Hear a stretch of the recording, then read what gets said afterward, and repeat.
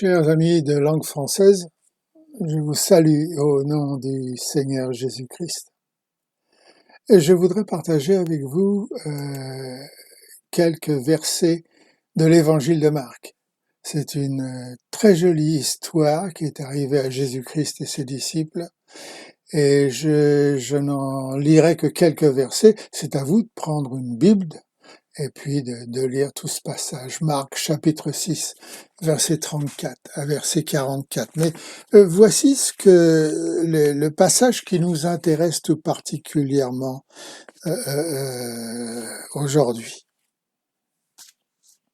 Les apôtres s'étant rassemblés auprès de Jésus, lui racontèrent tout ce qu'ils avaient fait et tout ce qu'ils avaient enseigné. Jésus leur dit, « Venez à l'écart dans un lieu désert et reposez-vous un peu. » Reposez-vous un peu, n'oubliez jamais ça.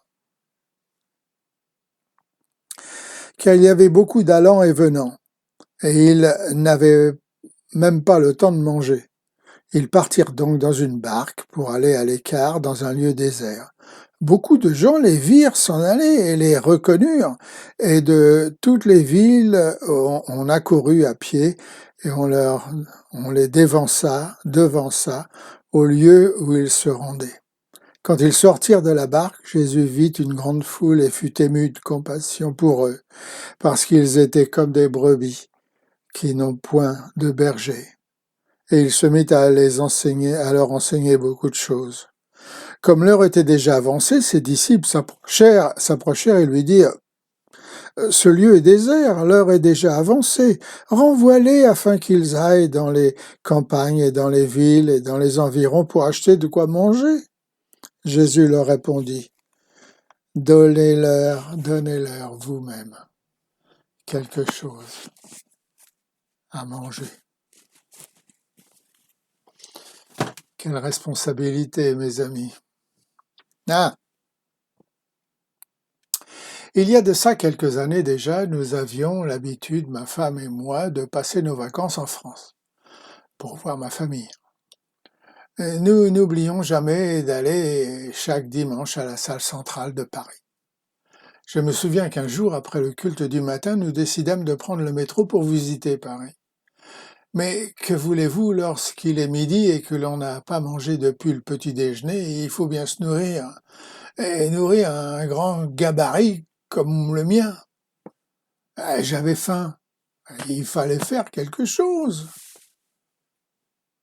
Alors que nous étions entrés dans la station Richelieu-Drouot, je fus heureux de découvrir qu'au beau milieu du quai se trouvait un distributeur de bonbons.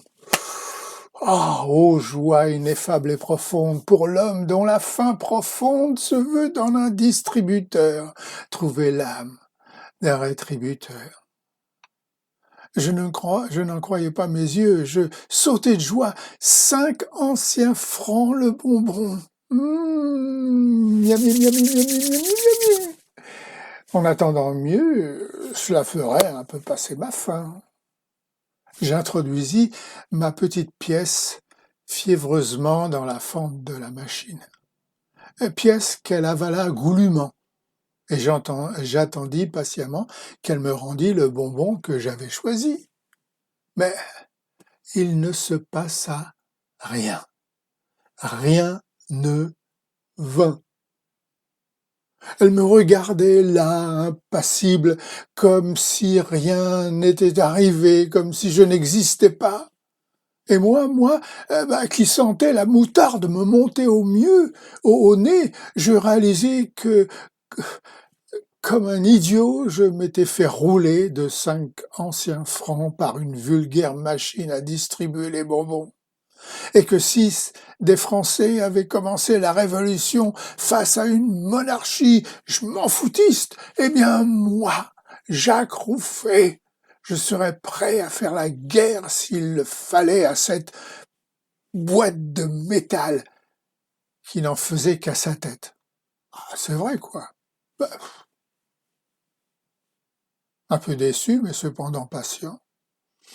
Je me décidai à, comment dirais-je, à argumenter amicalement avec cette machine à sous, afin de récupérer au moins mon argent.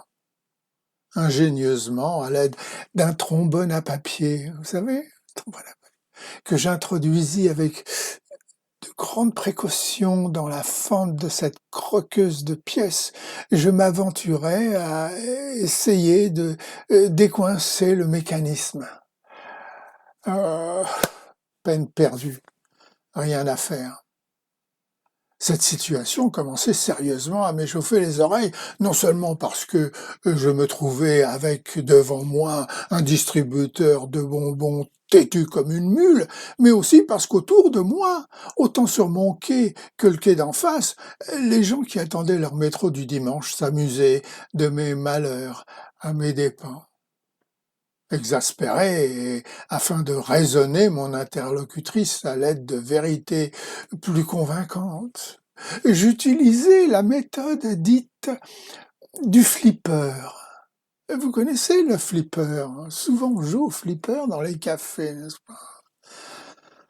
Ah, une méthode un peu plus physique, celle-là, qui consistait à bousculer de petits coups bien placés sur son flanc, son milieu, l'appareil récalcitrant. Toujours rien. J'étais maintenant sûr que je me donnais en spectacle, car les gens riaient ouvertement de mes mésaventures. Et bien sûr, ma femme faisait celle qui n'était pas avec moi. C'était le comble de la goutte d'eau qui fait déborder le vase. Et en plus, le métro arrivait.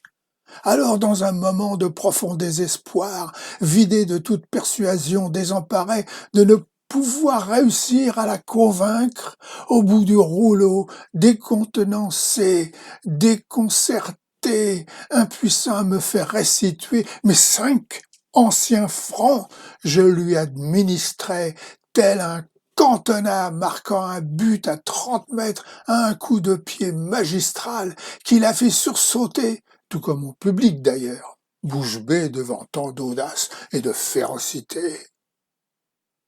Et comme, et comme, et comme par enchantement, non seulement sorti du ventre de cette pauvre masse informe, définitivement irréparable et hors service, le bonbon que je voulais, mais aussi des tickets de monnaie, des pièces de monnaie, un vieux ticket de métro, quelques allumettes, 2 ou 3 boutons, et puis d'autres bonbons,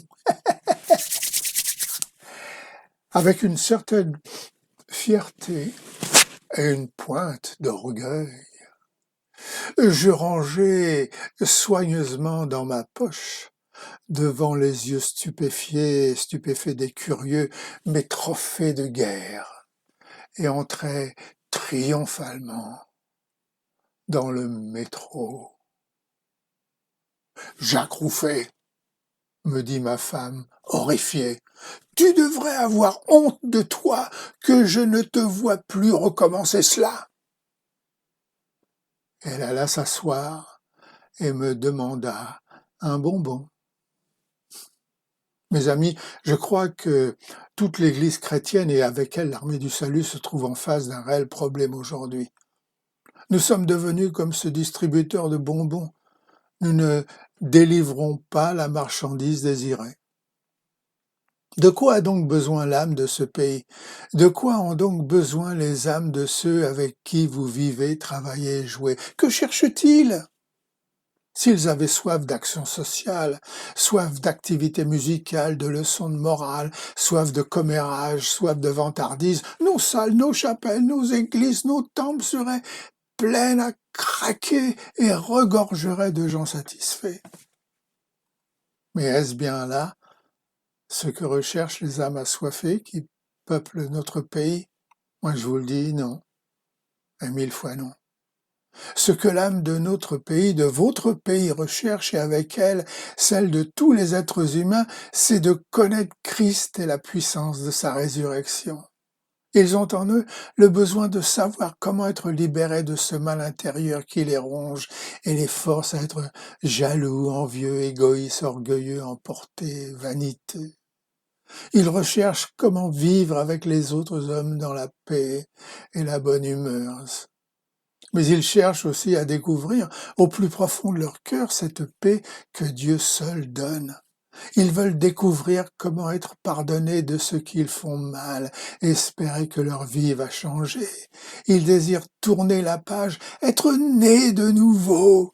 Ils sont prêts à vivre une vraie vie chrétienne, mais sans hypocrisie, sans prétention, sans double jeu, sans artifice, sans tartufferie.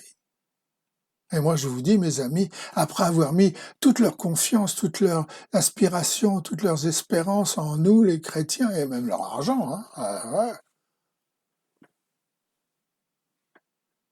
afin de recevoir ce que nous devons avoir trouvé et reçu nous-mêmes, ils ne reçoivent rien du tout.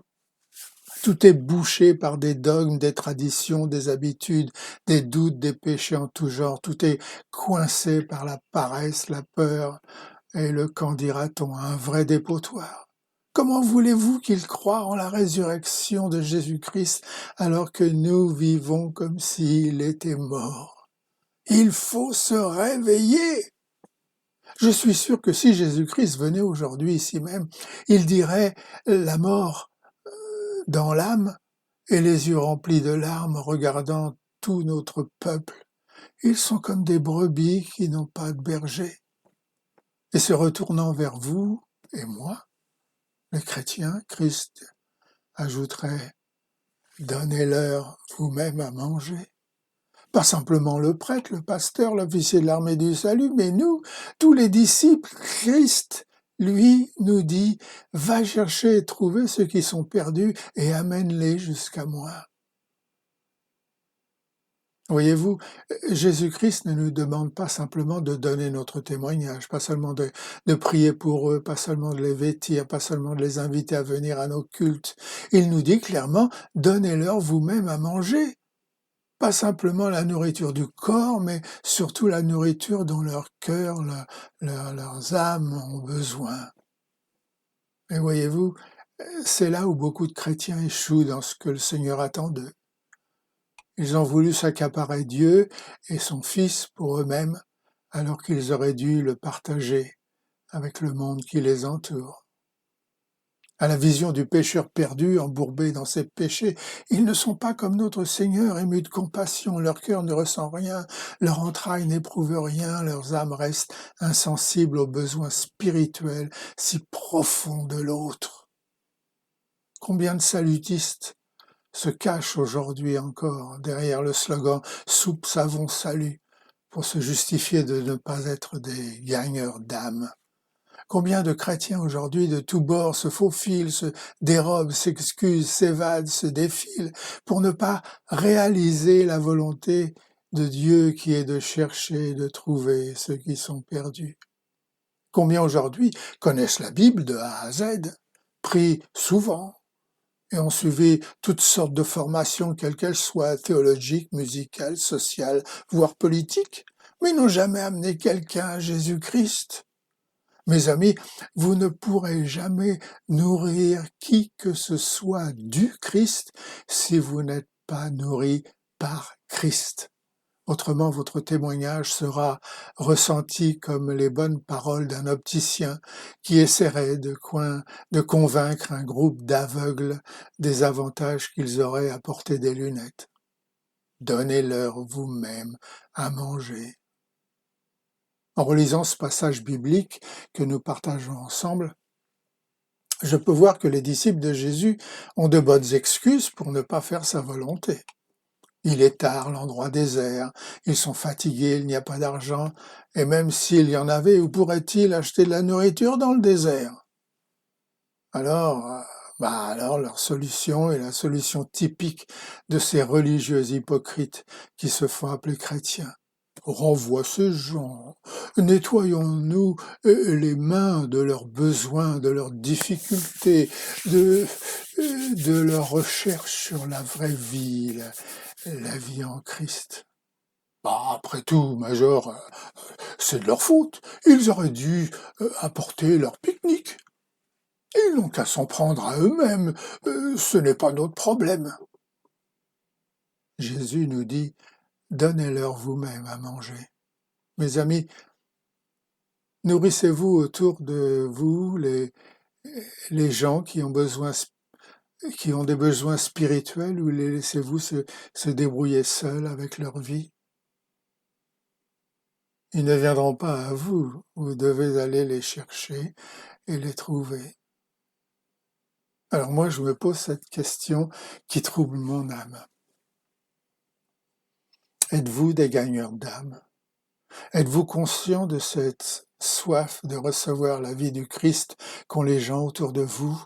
Allez-vous laisser Christ vous briser comme il brisa le pain et les poissons, afin qu'au travers de votre vie ainsi brisée et abandonnée entre ses mains, il puisse nourrir cette multitude avec laquelle vous vivez, étudiez et travaillez?